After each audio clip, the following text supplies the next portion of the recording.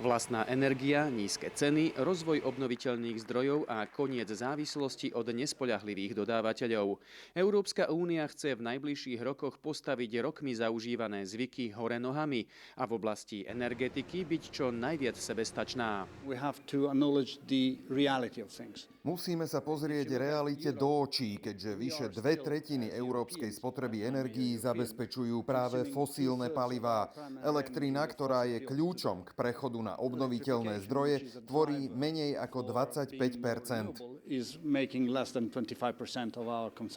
Aj najnovšia kríza v oblasti Perzského zálivu a Hormuzského prieplavu ukázala, ako sme zraniteľní externými konfliktami, ktoré zasahujú dodávky fosílnych palív, ktoré dostávame do Európskej únie z mimo prostredia Európskej únie, za ktoré platíme. Európa je stále viac odkázaná na dovozy. A toto určite nie je dobrá správa z hľadiska energetickej bezpečnosti, kedy stúpa celkový podiel dovozov na pokrytí domácej spotreby. Tu má viaceré domáce úlohy aj Slovensko, ktoré nevyužíva naplno domáce možnosti, ktoré sú k dispozícii, tak v ťažbe zemného plynu, ako aj v produkcii biometánu. Siahať po domácich rezervách bude ešte dôležitejšie aj po definitívnom zákaze dovozu ruského plynu v druhej polovici budúceho roka.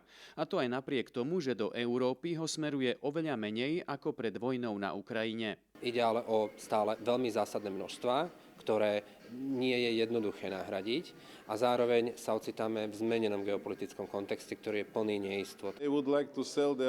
Oni chcú predávať svoj plyn a my ho zase chceme dovážať za normálne ceny, aby sme mohli rozvíjať našu ekonomiku. A to sa s predraženým skvapalneným plynom rozhodne nedá. Dosiahneme to iba s podstatne lacnejšími zdrojmi plynu. Už teraz je jasné, že najviac si za plyn priplatia krajiny strednej a východnej Európy, vrátane Slovenska, ktoré dlhé roky ťažili z výhod potrubného plynu.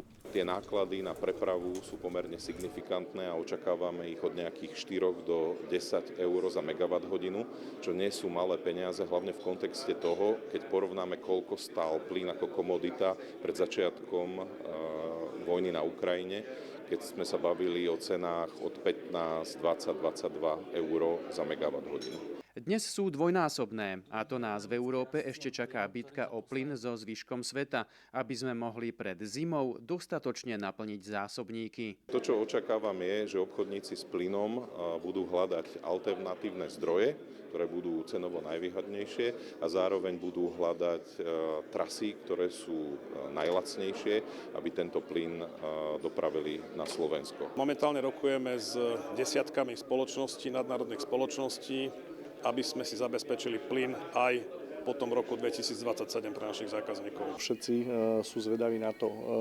V prípade, ak sa už spustí Hormuz, mali by sme stihnúť do 1. novembra zabezpečiť storage na úrovni niekde 80-81%.